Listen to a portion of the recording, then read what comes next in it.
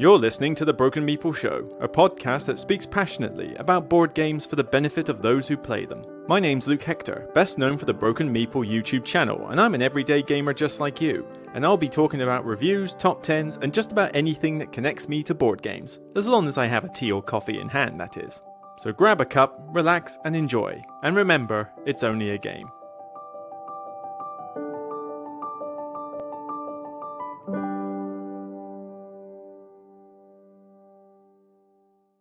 Hi everyone, welcome to episode 123 of the Broken Meeple podcast. This is recorded Sunday 16th of November 25, literally a few days before I go to GridCon. That's Paul Grogan's little special convention back down in my hometown of Taunton.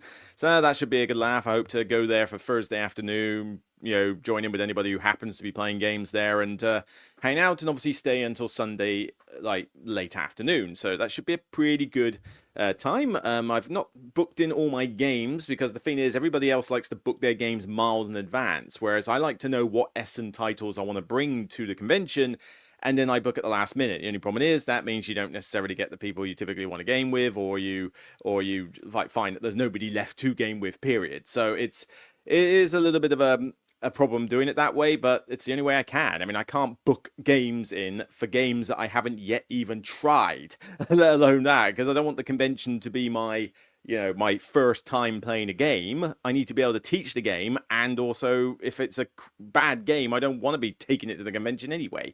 So it's one of those things that I have to kind of contend with. But oh well, I would say I'm looking forward to that. So obviously next week's a typical break from an episode, and then the following week I will report on just how it went and what games I played, basically, just a general, hey, this is what I got up to at GridCon. So yeah, looking forward to that one. Should be a good laugh. Other than that, though, generally, things are certainly moving forward in the life. I now have handed in my notice for my current job, and I start a new one in Feb.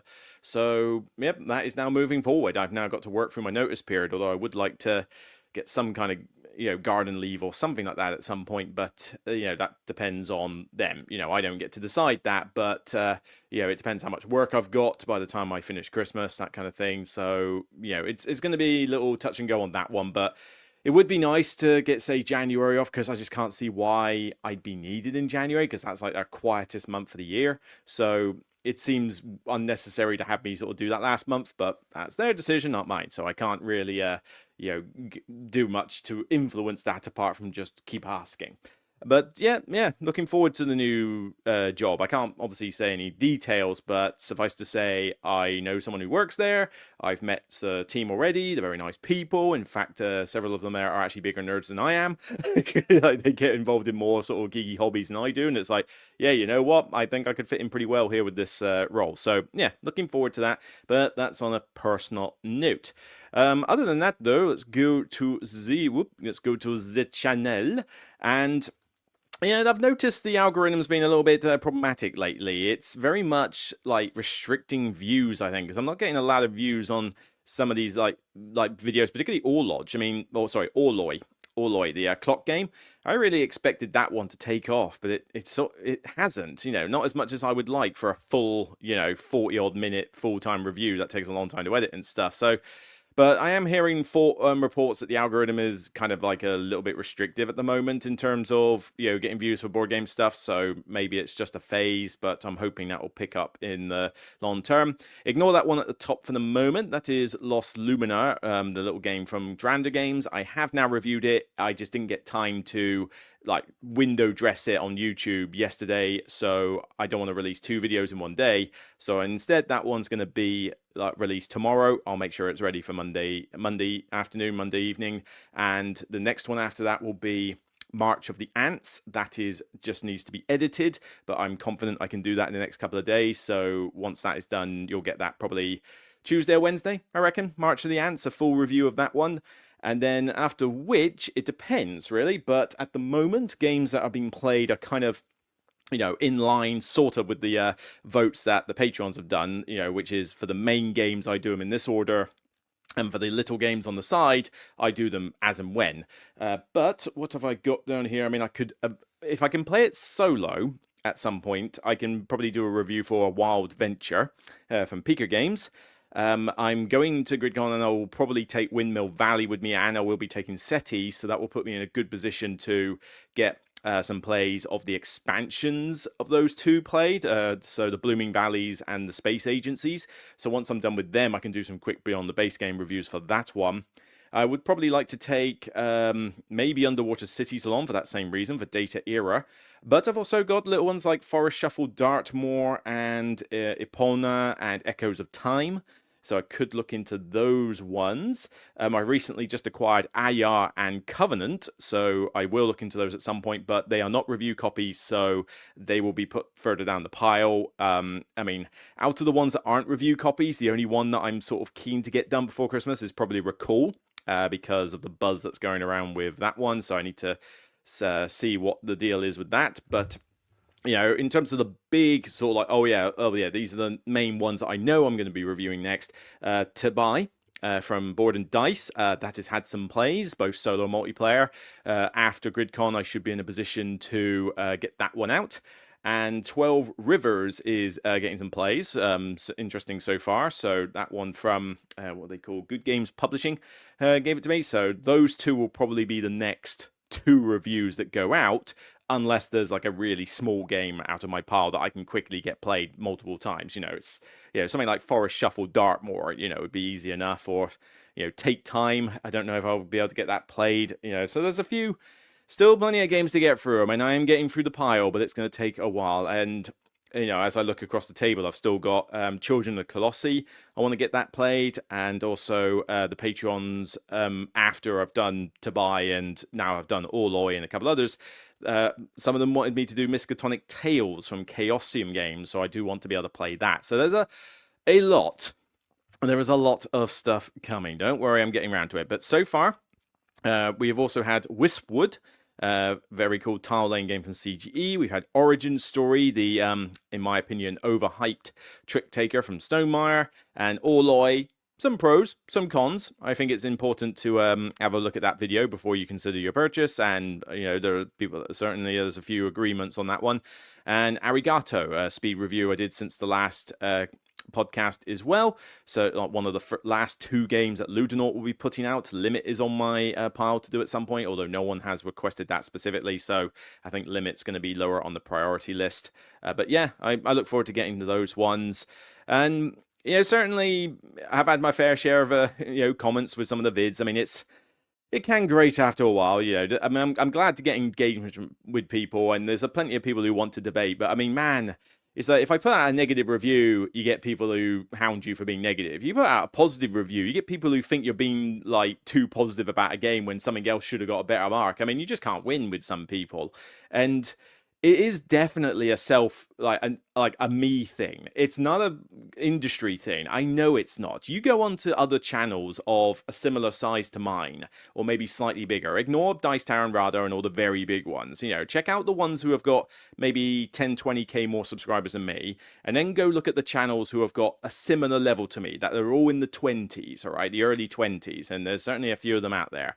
You know, go look at their channel comments. I guarantee you 100% that unless they are deleting the comments that say, you know, debate or anything like that, unless they're doing that, none of their comments are anybody questioning the fact that they say nothing but positive things, the fact that if they ever do say a negative review, nobody's having a pop at them saying, oh, you're too negative, or, you know, this game didn't deserve it, what you on about, or anything. None of them get that kind of feedback. Only I do. It's definitely a popularity thing.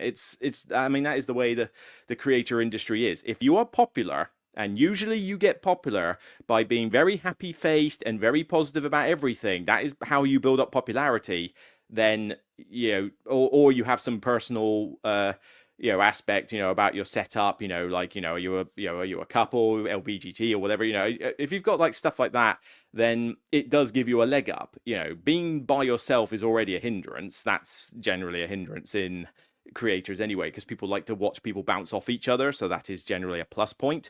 But even then, these comments come onto my these type of like comments I get on my channel. You never see it on theirs. I would love to see some examples if people have got them, but when I have a look and browse, I know when I look at a new video and go, all right, this was another positive one. Let's have a look at the comments, and it's all just praise.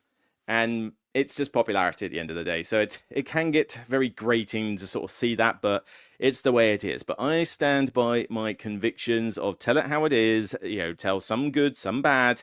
Origin Story was not a positive review, Westwood was a positive review. And also, for crying out loud, people, will you get it into your heads that I do like heavy games? So they have people who sort of claim that, oh yeah, you don't like the heavy ones, you only like light games now or something. It's like, for crying out loud, just because I give Westwood a high rating doesn't mean I don't like heavy games. Westwood is a family weight game. It's not a kid's game, it's a family weight game. Family weight gateway level games are still worth playing. I'm still having to teach games to people who have never played games before, so these games are still useful. Not to mention, they can still be fun to play. At sometimes, I want to play a 2.5-hour game of SETI with all the trimmings. At some point, I want to play a 3.5-hour game of Galactic Cruise or a Lacerda, like, the ones behind my head with all the trimmings. But other times, I just want to play a 30-minute game of Splendor, a 45-minute game of Westwood, a 1-hour game tops of Forest Shuffle, or a 5-minute game of Love Letter. There are times when I just want to play simple stuff. It doesn't mean that my tastes have altered to the point where I only like light games. Certainly your taste can change over time for, whether you want like certain games get better for you and worse over time. That does happen. It has happened. But, Great Western Trail is a good example, and Dune Imperium's another one. One got better for me, one got worse. But, yeah, the idea that I only like light games now is just ridiculous. I mean, you watch the games I'm playing at GridCon, Tabai and Tabai and SETI and Hegemony, and all these sort of games. It's like, yeah, tell me I don't like heavy games. I mean, my top 5 games of all time, from the last year: Ark Nova, Hegemony, Spirit Island, and was there another one in there? No, there was Deep Rock Galactic and Sentinels. They're not heavy games. But yeah, Hegemony, Spirit Island, and Ark Nova. 3 heavy games that are in my top 5 of all time. Yeah, I don't like heavy games. And then you look at some of the Lacerdas. I think Kanban's been in my top 20 for a fair whack. I do like heavy games. I just... Everybody just tries to use any excuse in a book, and it just gets annoying. But, as I say, it's the minority. The majority of you out there are cool. The Patrons are awesome. Thank you for your support, as always. I mean, I couldn't get through Essen without Patreon support. So, the fact that I'm able to get a bunch of these games and play them, Echoes of Time, I just noticed over there. Did I mention that one? So... yeah, I owe it to you guys. So thanks very much for joining, subscribing, and just generally being cool people. All right, I do appreciate it. So yeah, there's stuff to look forward to. But by all means, check out some of these reviews. Westwood and Origin Story and Orloy. Check out those. Let's get the numbers a little bit higher, and we'll go from there. But yeah, plenty more to do. And of course, check out Lost Luminar when I release that tomorrow. So let's take a swig of my morning coffee. Oh yeah, it burns me throat. Nah, so it's all right. I'm actually recording this quite early in the morning. Actually, it was only 9 o'clock when I started this recording, so it's actually like, wow, okay, I've only just got up, had a shower, and had breakfast. But I find that on the Sundays, in order to keep this up 2 a week, 2 a month, I do need to get up early on the Sunday in order to start this one, because it just takes up too much of my day otherwise if I don't do it early. So there is that aspect. But right, we're going to get into 3 things this episode. So we got 2 games to talk about, one old, one newish, and we're going to talk about a topic later on. That's probably going to be a short topic. I keep shooting myself in the foot with this one, but I don't expect I'll have too much to say on the topic. But yeah, we're probably looking at another hour episode. But I want to talk about 2 games I've played. And one of them was fairly recent, and it's an oldish game.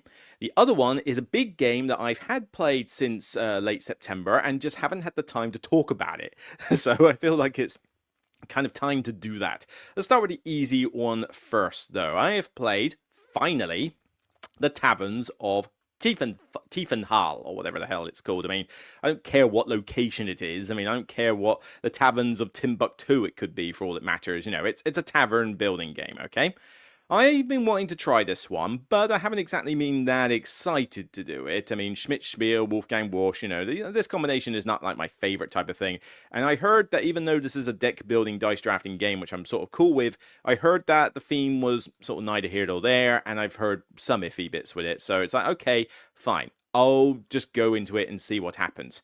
Now, I was talking about some friends, and I've had interesting reports after I put my Instagram post about it up, because I played it with no additional modules or anything like that. So we played the basic game. For whatever reason, I mean, they wanted to teach us it without all the extra rules, forgetting that I play a lot of heavy games. That's not really a problem here. But also, for some reason, they said they didn't like the whiskey module. Is that one of the modules that's apparently pretty good? I don't know. But, for whatever reason, they didn't like it, or they found it too fiddly. And it's like, well, I don't know. It sounds like it probably actually improves the game. But, all right, fine. We'll play the basic one just so I can get an idea. So the idea with this is you're basically... you've got a small deck of cards, so there is a deck building element. You draw as many cards as necessary from the deck to fill up your tavern. It's got customers and beer supplies and dishwashers and waitresses and stuff until you've filled up all your tables at the top of the board with customers. Once that's all filled up, you stop drawing and then you'll draft these dice where you've got 4 dice you roll and then you choose one, put it somewhere where it can fit, move the rest along. You've seen this in most other games. So there is and not a huge amount of interaction in this game, but the dice drafting is a mild amount. So theme-wise, I mean, you could probably bolt on any theme here, but it kind of does work. I mean, you are trying to serve customers, so you need money to get stuff. The setting and the artwork and that works. I'm sure you could put this onto any game theme whatsoever, but it works here, so I'll run with it, okay? Not going to call it the most thematic drinking game ever, but it kind of makes sense. You got some people that are going to be happy customers. You got the royals who are penny pinchers. You got the stuff like that kind of makes sense. And these different actions, some will get you money, some will get you more beer, some will get you points, some will let you move you up this random rewards track with the monastery, I think it is, around the center board. And it's okay. It's a pretty straightforward affair. So without any modules, that's all you get. There's nothing else to actually say on that front rules-wise. But people have told me that in order to get the full enjoyment from this game, I really do need to get those modules in. I can kind of see where they're going from, because honestly, I found this kind of meh. Not bad. I didn't think it was a bad game. I just found it kind of meh. It didn't really win me over or, wow me to a great extent. And what? Oh, right. Yeah, so I was going to say, I'm getting random pictures here. Here we go. So I mean, on the one hand, okay, it's fairly simple and it's not too hard to teach the rules and that, but the problem is that you've only got about 9 odd rounds in the game. Is it 7, 9 rounds? I can't remember. It's not that many rounds in the game. I mean, I think I can see here 1, 2, 3, 4, 5, 6, 7, 8, 9. So I think it's about 9 rounds that you get. And the problem is that you draw at random from these decks and you stop when all your customers are filled. Right? It doesn't matter if you've got a full tavern full of dishwashers and extra beer and stuff like that. You keep drawing until the tavern spaces are filled. So you can have turns that just explode, where you somehow manage to draw everything out of your deck before you hit any customers. But then you can also just have a turn where you draw 3 customers as your first 3 cards, and your turn sucks. And the rounds aren't, the quickest thing in the world. So you've got to go through an entire round with just 3 customers and nothing else useful. And that hurts. And this luck factor just kind of makes the game a little bit too swingy. Like, there's not enough ways to mitigate things. There's very few ways in the game to trim, very few ways in the game to trim cards out of your deck. I mean, I think I was able to trim 2, and I was actually working to try and find ways to do it. It really isn't one where you can tweak your deck that much. And it seemed like, you could just get lucky with the cards and that would probably help you win at the end of the day. It's far more interesting to have a turn where it does go lucky for you, so that you can have a more interesting turn. But if you do fall behind because you get unlucky with the draws, you can't really catch up that well. There isn't really much of a, it's very much a winner gets, the rich get richer type scenario. If you end up doing well, you just snowball and do even better. But if you fall behind, you just continue to fall behind, and you don't really feel like you're going to pull it back. And yeah, You know, that's a bit of a gluttonous feeling. Now, maybe some of the modules help with that. I don't know the full details of how they work, but certainly when I put up my Instagram post, I certainly got a few people telling me, modules, must use modules, must use modules. And do they come in the base game, or is this from an expansion? Because I think this got an expansion, didn't it? But are we just talking modules from the base game? Is that what's in there? I honestly don't know how this is packaged. I like these little beer glasses. They're pretty cool. That someone's like pimped out their game with. But yeah, I mean, the artwork's cute. It's simple. Doesn't take too long, although even for not, well, actually, I don't know. I felt quite long for 9 rounds. I mean, I feel like it needs to be less rounds, but with more mitigation or something. But yeah, like I say, it's not the longest game in the world, but it's also not the shortest. And I just feel like the deck's playing me. Like, I'm not playing the deck. I'm just spilling out a bunch of cards and just seeing what I can do with it, which I don't mind that to an extent. I like tactical games, but most tactical games allow you to deal with what you've got, whereas this one throws a bunch of stuff at you and you don't really have many ways to deal with it. So the tactics aren't really there. It's just, here's what I've given you, deal with it. You know, that's all you can do. So I just found this one a bit meh, lackluster. It's not a bad game. I just don't really see the appeal for it. I mean, it's very reasonably popular, although this is the first time I've seen anyone play it in a while. But I've noticed it occasionally at other places. But I'm just not seeing it. It's fine. It does the job, sort of. I'd probably say 5 or 6 out of 10. It's kind of average, maybe above average, but I think that's as high as I could say as a base game. Probably 5. It's average. It does the job okay, but I don't like the way that the deck can just basically ruin your day, whether you like it or not. So yeah, it's okay, but nah. You know, now will it get loads better with the modules? Maybe. But the thing is, I don't expect it to suddenly transform the game and make it like a 7, 8, 9 out of 10 or anything. I just suspect it will be like, oh yeah, it is better with the modules. It's probably a 6 out of 10 now or something. Maybe a 7 at the absolute tops, but I don't think there's enough in this game to make me get excited for it. And I'm not exactly excited to try it with the modules. I'll just accept that if you throw in some of these extra bits, they probably will make the game better. That is what the fans of the game are saying. So I will revert to their, their knowledge on this fact. But yeah, whatever. It's the Taverns of Tifenhal. I can ignore it now. Okay, but at least I've crossed it off the bucket list. Now for a big one. Europa Universalis. I hate that word because I keep saying universal or universal. You know, I keep tongue twisting every time I try to say universalis. It's such a weird word, but this is the big game, big Civ game. Remember on my top 10 games I want to play list, I put this on the list. Yep, it's based on a Paradox interactive strategy game. Not played it. I think I tried to play a demo of Europa 4, and I couldn't understand the foggiest thing of what the hell was going on. It was one of the most confusing things I'd ever seen. And I thought Crusader Kings was confusing. And now I love Stellaris. Stellaris is the one I can get my head around. That one just seems to click more. And even that's got some confusing aspects when it comes to diplomacy and vassals and stuff. It's like, I don't understand how vassals work in strategy games, okay? I don't get it. They're always complicated to micromanage, and it's not what I tend to do. So, yeah, I never get that. But EU4 was like, oh my god, what the hell am I supposed to do? EU5 looks like it's beyond the comprehension, it's beyond the regions of human comprehension as to how complicated that game looks. I mean, cool, blimey.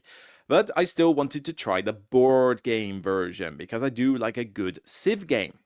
You know, Civ games can be good fun even if they are heavy, long ones. But you accept that they're going to be heavy, long ones, Nat. And, oh, David Turksey did the solo mode. I forgot about that. But it's a big game. I mean, look at it. That is a lot of table space used up for this game. And they're not even using the whole map because you can make this bigger. And Jesus, if you do make it big and epic, it's like a 2 or 3 day game. It's ridiculous. I mean, we played, I was very, a friend of mine, Tom, who runs the Shape Battle and Roll Convention, very kindly taught me and my friend how to play this game, which, thank you so much, given that we didn't have time to watch a video either. Quick little coffee. So very much thank you for teaching us.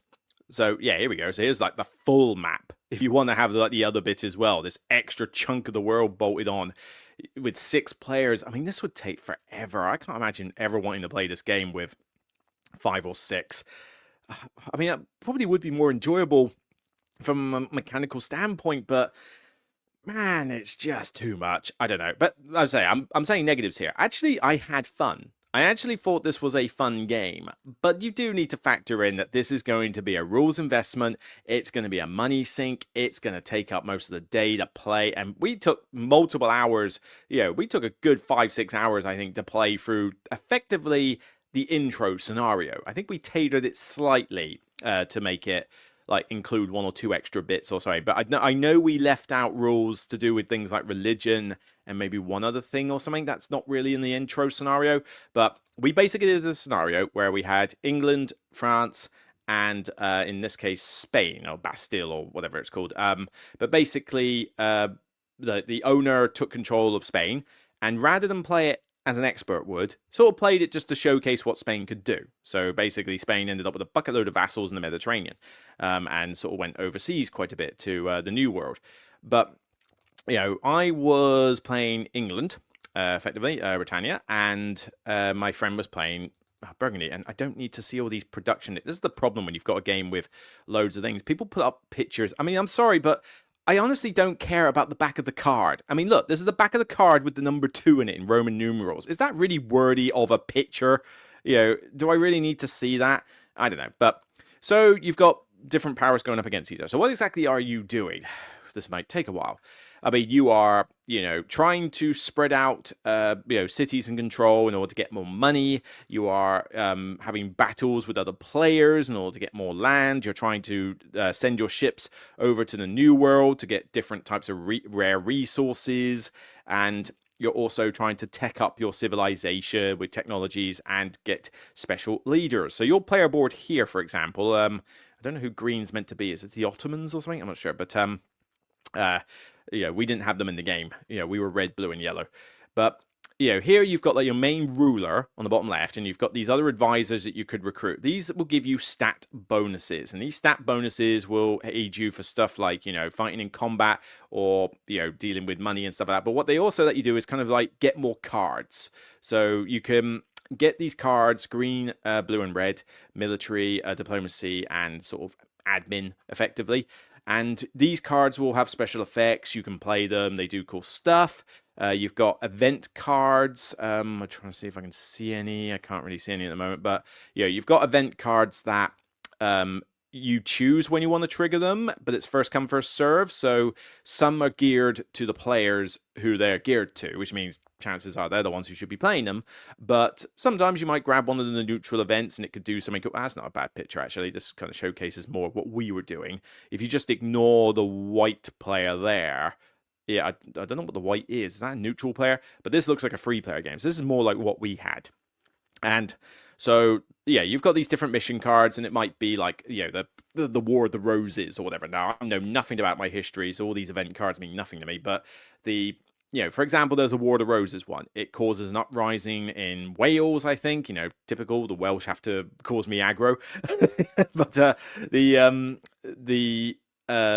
so I have to deal with some of those, get rid of those rebels and get England back under control, but I get some other benefits for doing it as well. So it's a push and pull. And as England, I had to basically defend my borders. Thankfully, my mate decided not to go across the channel into Britain, although he did proceed to wipe me out of France pretty much. But what I was trying to do was basically control the entire British Isles. So you can play the game in several ways with each faction. I did like that aspect. I could have just made it an imperial fleet and gone out sailing, but I decided, no, you know what? I'm going to try and get the British Isles. I think I had a mission card for it, like form the British Isles. So I thought I'll work towards that goal. So for starters, I had to get Ireland and Scotland under control because all I had was England and Wales to begin the game with. So Ireland was a very slow process of taking over each particular city there, which I got to admit, taking over like different cities, that is a very slow process. I mean, one turn, you've then got to fight one place for control, and then next turn, you got to fight another one, and then next turn, you got to fight another one, and it's a very arduous process, and you seem to need a lot more men than you typically should do, particularly when it's like an undefended area to, attack these places. So yeah, conquering areas is time-consuming and fiddly in this game, I think. But I had a brilliant one with Scotland where I played a card early that let me basically wipe out the influence that France had in Scotland and take it over myself. So by quick diplomacy in the first turn, I was able to basically go, right, Scotland's mine, go away, France. And that enabled me to get Scotland at least under my influential control. So that was pretty cool. And then I tried to conquer Ireland. I mean, nothing against you, Ireland. I just wanted some of your lovely sights and some of your Guinness. That's all I wanted. Take some coffee. Mm. And yeah, so that was kind of what I was doing. I wasn't really getting that involved with the other players, other than, say, France. I mean, I pretty much was ignoring Spain entirely for the most part. Spain was just doing their thing in the Mediterranean. It looks like they're doing the same here. They can basically vassalize a lot of the Mediterranean. And France was trying to retake all of France and then tried to push into the Holy Roman Empire sort of army on the right just for giggles. And it's like it created the most ludicrously big-scale battle that we'd seen, like multiple dice, multiple rolls, loads of people. I mean, he was just determined, even though he knew it probably wasn't the best idea, but he wanted to try it. These bits on the left here are the New World bits. So you've got the Far East, you've got North America, South America, Mexico type thing. And you can build ships, you can sail across and try to get cities over there and, things like that. But yeah, that's, like I say, there's a lot you can do in this game. And I can't even explain every little element of it. I mean, you've got technologies and everything. Now, do I like it or not? Overall, yes, but it is still a very long game. And I just don't know if I could see myself sitting down for a weekend to play a 5-6 player game of this with all the trimmings. I just feel like I would not be able to commit to all that. I would need more than just a bowl full of cookies to get through this. But in terms of the game, I mean, I like the leaders and advisors that you have. They're quite cool, although it is random how you get them. So it is a bit like that. Some of these factions start off bad, get better, or start off amazingly and get worse.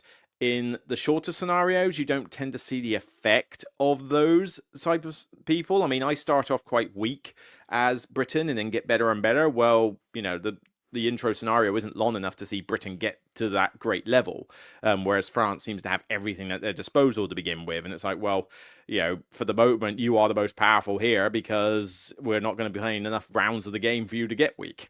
It had that sort of aspect. I didn't like the way this New World was random. I mean, you get there, you put your ship down, and then I think you're rolling dice to see whether you can get like enough successes for the number 1, 2, and 3. And you might need very specific places for mission cards. And luck of the dice might just say, nope, you can't have that one now. In a game that is nearly a day long, I don't want dice rolling to dictate my ability to do well. That's not fun, all right? It should be deterministic. Make me lose a decent amount of people to do it, maybe, but you shouldn't make it just a roll of the die. That's just not on. The technology seemed a bit meh. They didn't seem that fun. You only get so many in the game. They don't like refresh much in that. Well, they do refresh, but I found that the technology market stagnated. There wasn't really any technologies that sounded particularly good. I think I grabbed a couple just so that I could get missions sorted. But other than that, it was like, these technologies aren't particularly good. I was able to be the Pope pretty much the entire time. So I took over the clergy for the entire game. That got me very mild benefits. I didn't really see much greatness in that. But then we weren't playing with all the religion rules. So maybe that had an effect. But it was fun doing the mission cards. I thought the mission cards were cool. I like the card play. You get some cool cards. There's probably far too many duplicates in the box, although I guess if you want specific cards, that's an aspect. Although, again, luck of the draw. You need a specific card to defend against something or attack something else, and you just don't draw the card. That, again, is a luck factor in a massive long game. But I do like the way that all the factions do play out very differently. I mean, yes, you're using the same rules, but France is doing a very different game to Britain, who's doing a very different game to Spain, and these other factions seem even worse. I must admit, if you're going to convince me to play a full-length game in this, the faction that's playing Denmark and like the Scandinavian sector there, I want to play them because that sounds like a pretty cool faction to play. Surrounded by water, dealing with the English on one side, get to play the Scandinavians. Scandinavians are pretty cool. And so, I mean, hey, I've been to Norway enough times, but yeah, and still want to go to Sweden and Finland. And to be honest, Denmark as well, because I don't think I've been to Denmark. No, I haven't been to Denmark. I've been to Netherlands, but not Denmark. So, yeah, I would like to actually pay some of those places a visit at some point in the future.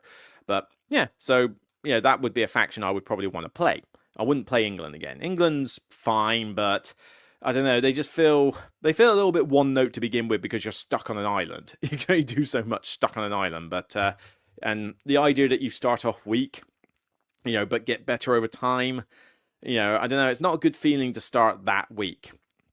I kind of would prefer to stay particularly powerful, but then I wouldn't want to be sandwiched between a bunch of players. So I would probably like to be in a corner somewhere doing my own thing, because I'm not much of a warmonger when it comes to these types of games. But I overall enjoyed it. I liked the variety. I liked the card play system. I love the mission cards. I think they're pretty cool, the way that mechanic works. There's definitely some, thinkiness you got to do. You got to micromanage these cubes to do all your actions, but if you fall behind, it's difficult to have that fun a turn. You've got obviously different combat things you can do. The cards are dual purpose, so they're cards, but they're also potential advisors and stuff that you can play. But everything is quite expensive. It's very difficult to do a lot in a round. You feel like it is a bit of a slow slog. And yeah, if you play with the full length stuff and all the scenarios, you've got people on one side of the board. I'm not even certain that, take the greens here, for example, they're all the way down in the bottom right corner. They're not going to have anything to do with the English in the top corner. I mean, what are they going to do that's going to affect the English? So there is that aspect. It's got good trades, though. It's produced well enough, and I found the graphic design to be easy enough to follow. I didn't think it was too complicated to get the graphic design down. There is a ton of rules. There is a lot of rules to absorb, so be warned. It is a slog to get the rules down, and poor Tom had to teach us it from scratch. Thankfully, we've played heavy games before, so it doesn't take us long to pick this stuff up, but yeah, there's a lot to deal with. I mean, all the trade advisors and, all the different countries, all the different, spots. What's a port? What do ports do? How does a vassal work? How does a city work? Have you got control? Have you not control? How do ships work? Oi, oi, oi. It's a slog. And, the full-length game could be amazing. I just don't know if I'm willing to commit all that time to play it. Oh, there we go. There's the War of the Roses one. So yeah, I end up with a bit of a situation in Northumbria. Oh, sorry, it wasn't the Welsh, it was Northumbria. Sorry, I do apologise. Oh, wait, no, here we go. Crush the... Yeah, ended up with a bunch of stuff in Northumbria, and then crush the rebels. I chose to crush the rebels, so England must exhaust and add unrest in Wales and Wessex. Alright, so I don't know why I was saying that much. I don't know the history of the War of the Roses, so whatever. I don't know, people were trying to tick me off in the middle of my own country. We'll put it that way. So, mainly I was like, look, it's not the best benefit in the world, but I needed a better leader, because Britain starts off with such a crap leader to begin with, Henry the Fourth or something, and, I needed Edward the Fourth here. I needed this Edward leader, because he was a damn sight better than my current one. But yeah, it's like I say, look at this. Rules. Oh my god, yeah, it's a lot. It's a mammoth, but I am glad that I played it, and I enjoyed it overall. Though I have cons with the game, but I think there are more pros than cons for the game. But for the time length, those cons are big ones. Having dice luck and card luck and all that lot in a game that long can be frustrating. And if you get ganged upon by people, there's not really a lot you can do to defend yourself. But yeah, overall it was fine. It made me want to look at the video game a little bit more. That means it's doing something right, even though this is definitely going to be sort of fairly different to the video game, although it was interesting hearing my friend give the similarities and the differences, so it was like, oh, okay, interesting. But yeah, I can see why people would enjoy this one quite a bit. It's just going to be for a very niche group of people. So be warned. This is not the game you go into lightly.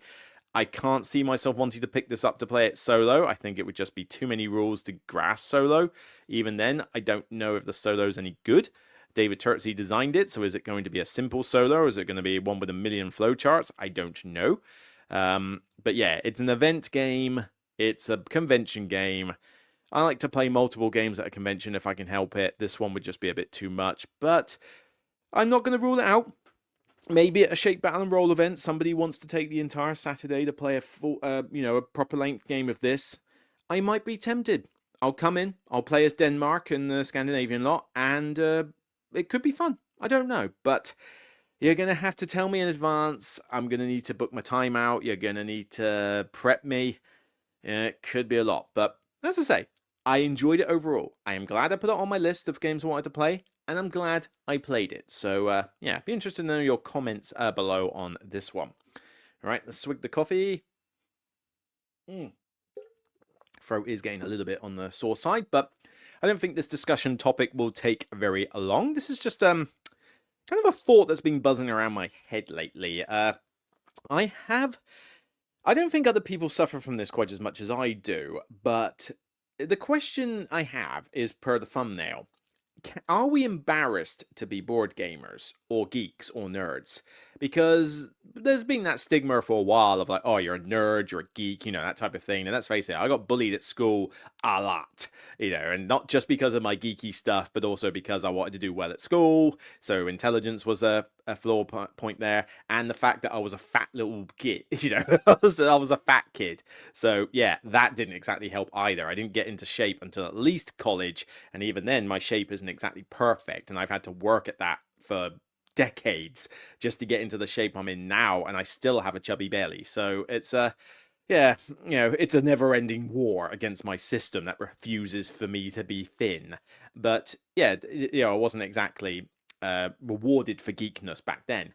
But the thing is that this definitely came up a lot recently, because when I talk to people who are actually geeks and gamers, it's easy. You can talk about this sort of stuff and it doesn't matter. But I find it really hard to talk about this hobby with people who don't know the hobby at all, who don't play games, who don't realize it's even a thing. And it does almost, for me, feel like I'm embarrassed to do it. And I wonder if anybody else has this problem. Because at work, I heard like people were chatting about me. I heard my name mentioned, and it's like, huh, whatever. And people had said like, oh, they found your like YouTube thing or something, and my reaction isn't to go, oh, you found it, what do you think, or anything like that. My reaction is to go, oh god, like hands over face, like slightly embarrassed. And it's like, should I be? But then people, I would expect you to get more like buzz or be less embarrassed if you were like a travel critic, if you were a cruise critic, or somebody who goes traveling and then reviews like the hotels you've been at or the holidays you've done. That seems cooler. That just seems like a cooler thing to do on YouTube than review board games. And it's not helped by the fact that, board games are still, even though the board game hobby has got a lot bigger and more widespread these days, it's still looked down on as a fairly geeky thing to do. And, certain shows like the IT Crowd didn't help with that, because if you've seen the IT Crowd, remember the finale episode? It's funny. I mean, I love the clip. It's hilarious. But when I forget the guy's name. I don't watch the IT Crowd, but I just love. It's weird. I only like Richard Ayoade, the actor. Well, the comedian, I suppose. I like him. He's funny. I don't actually like the rest of the IT Crowd. I find it way too cringy. But he is just a barrel of laughs in everything he does. And he does basically his own board game channel. It's got like called Game Board, and it's just like really rubbish, like editing, rubbish things. And then they're doing like, we're looking at the Merchants of Catan, like this really boring thing. And it is a hilarious clip. Go watch it. Just type in IT Crowd Game Board and you'll get the full thing. It's amazing. And then when he tries to do it a second time round, it has all these stupid flashy effects everywhere, going Game Board, do dubstep and everything. It's just like, it's really funny. But the problem is, that is the impression that I think people have of us when we do YouTube creation for this. That's what I get in my head that they see me as. You see me saying, hi, I'm Luke, I do this, with my intro line, and then I'm talking about a board game they've never heard of. And that's the thing, that's the picture in my head, is the IT Crowd's game board thing, where it's like, oh wow, you truly are actually, yeah. Best line, actually, it's probably the Buzz Lightyear line from Toy Story. I've used it as a clip every now and again. It's like, you are a sad, strange little man, and you have my pity. That's pretty much exactly what I think is going through everybody's head when they see a non-gamer sees that A, I'm a gamer, or B, that I'm a YouTube critic.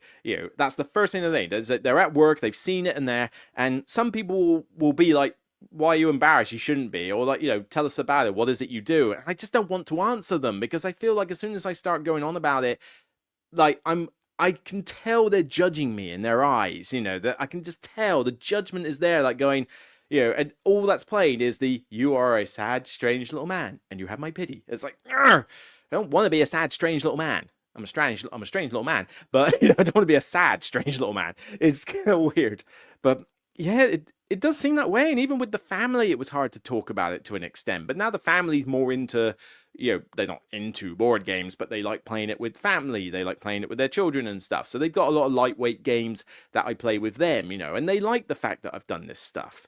They had to remind me on my 40th birthday that, look, I know you might be a little embarrassed of this, but think about it, you've brought the family together a lot because of these games, So they've had to remind me it's done some good. But, when you talk about it with strangers, it really does feel a bit weird. And I don't know if anybody else gets this problem. I mean, do you find it hard to explain to someone who doesn't know the hobby at all, this is what we do? And it's probably easier if you're just into board games and that's it. But for me to say I go on YouTube, that I spend time of my day to sit in front of a camera and talk and rant about board games of all things, not like some cool holiday in Tunisia or a cruise to Antarctica and back or whatever. I don't get to do a YouTube video where I've got footage of my cruise to Norway and the Northern Lights and, all these shots of me with husky dogs and sledding and stuff like that. I mean, you can see on my Instagram bits and bobs, but that's it. But no, I don't get to be a YouTube critic of something as fun and cool as that. No, I get to be a YouTube critic who basically talks about a cardboard box with plastic bits in it and says this is great or not. I don't know, it feels cringy. And I know that's a weird thing to say because I still enjoy doing it, but then I enjoy doing it because people who are into the hobby, like, enjoy it with me. Those who are brand new to the hobby, it's cool. If you come brand new into the hobby, you see my channel, and then that's your entry point to learning about games. I mean, that would make me feel amazing, but I find that that's probably rarer than the alternative, which is these are people who are into the same hobby as you. I can talk about this sort of stuff with them. It'd be the same, I suspect, for other subject matters, things like cars. I like cars. I don't know the difference between a compressor, a carburetor, or, a crankshaft or whatever, so I don't know the internal workings of a car. But I like the look of classic cars. I like my Suzuki Swift Sport. I've been driving a Suzuki Swift Sport for nearly 20 years. Now they've discontinued the module. I feel really really bummed out about that. But it's a model of car I love. I love going out for a drive. I don't randomly just go out for a drive, but when I get to drive somewhere, I'm like, oh, does that mean I can drive through the South Downs this time? Or is that, oh, what's the route I'm taking? Oh, it's mostly motorway. Not that great, but then it's like, oh wait, I can go to, I'm going to this person, I'm going to Gatwick Airport or whatever, and it's like, oh, that means I can take the A roads in between, all those windy country roads. Yes, I can do that in my car, and it's like, that's great. So, and I went go-karting for someone's birthday recently. I like good fast drive, but I don't sort of go, I wouldn't see myself talking about the history of cars with somebody who wasn't interested in cars. And would it be like a bit of a nerdy subject to do? I mean, most people I end up chatting to, I suppose one thing that doesn't help is that the people I meet, not the people I know, the people I meet who are just like random people at work, random people new people I've met, they themselves aren't necessarily gamers, so that doesn't help. But the only thing you hear them talk about is their kids. That seems to be it. That's all their hobby interest is, kids. Because they get married, they have children, and then that's the only form of conversation they have. How their kids have been, what their kids are doing, how they're knackered because they have to get up early and stuff like that. Hey, you chose to have kids, you live with it. But, I don't want them, obviously. But, that's all you get. So you've got no idea what their hobby interests are. I don't know what you do to enjoy yourself. Maybe you've got a geeky hobby. Do you like doing jigsaws? I don't know. You don't talk about it. You only ever talk about kids. And so I don't get a picture of what they're into. But then, I get that sort of thing with some friends. Friends of mine are very big. There's like 2 or 3 friends of mine who are very big into reading books and politics. Now, I don't know the first thing about books. in terms of reading fiction books or whatever. I read rule books, so yes, I'm literate, but I don't read random fiction books. So they're quoting titles, they're quoting authors and saying, oh yeah, I like this, blah, blah, blah, and it's like, I ain't got the foggiest clue what the hell you're talking about, and I'm just sitting there with a blank face. But I'm not judging them for reading books. I think, all right, cool. This is your hobby interest. Is it geeky? I don't know. I don't think it's geeky to read books because most people will read, but I just don't. And I don't sort of go, well, God, nerd, you're sad. You're a sad, strange little man for reading books. It's like, nah, you read books. You enjoy it. You either have fun doing it or it's relaxing for you. Do it. Love it. Who cares if I don't like it? It doesn't matter.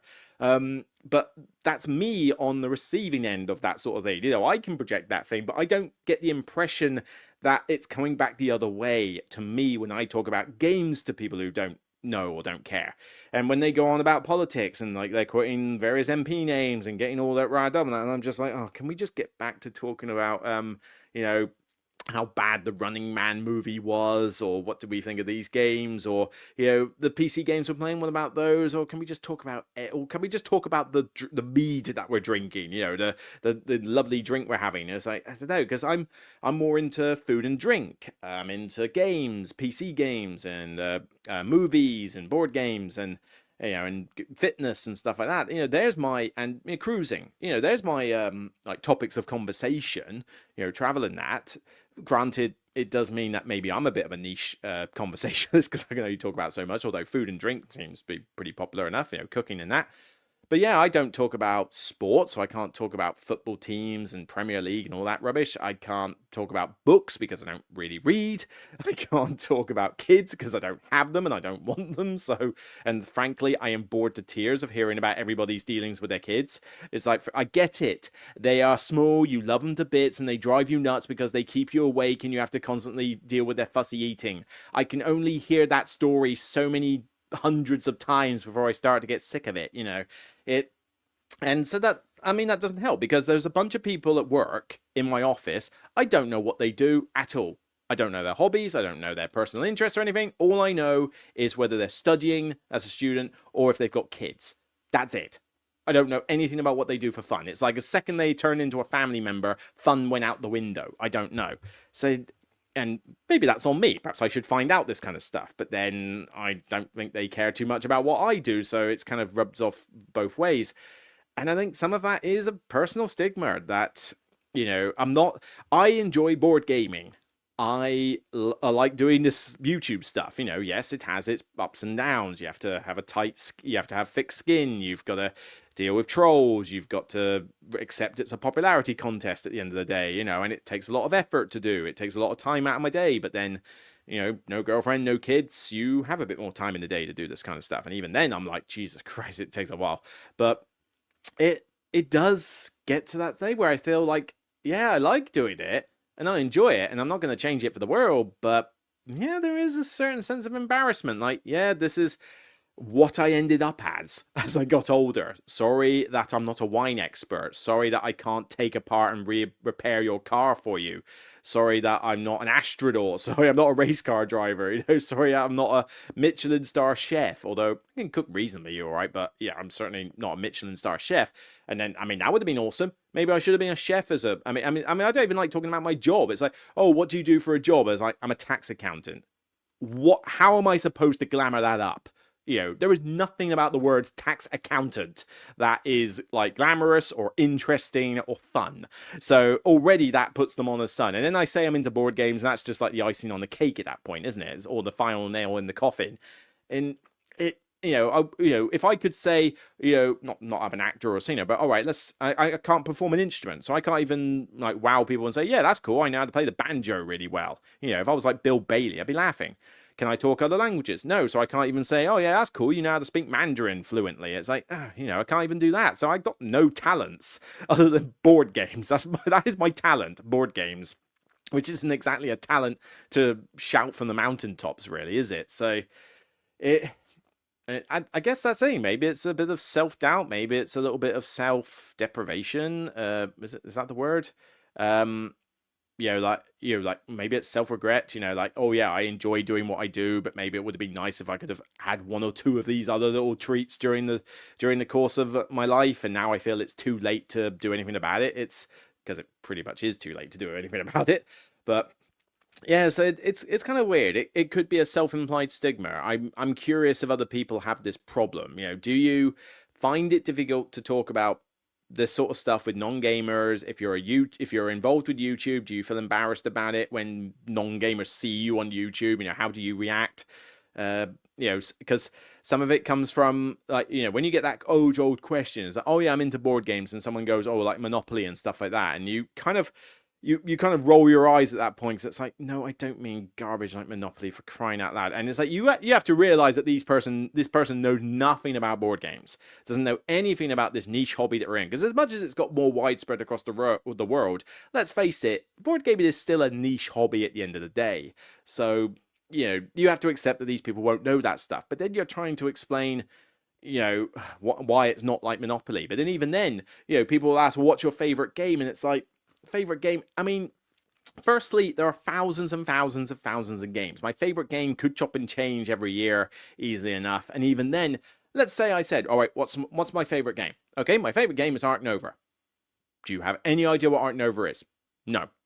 Okay, I'll explain these mechanics. Do any of these mechanics make sense to you? Nope. Okay, it's a zoo game. Oh, I know zoos. I mean, that's as far as you're going to get.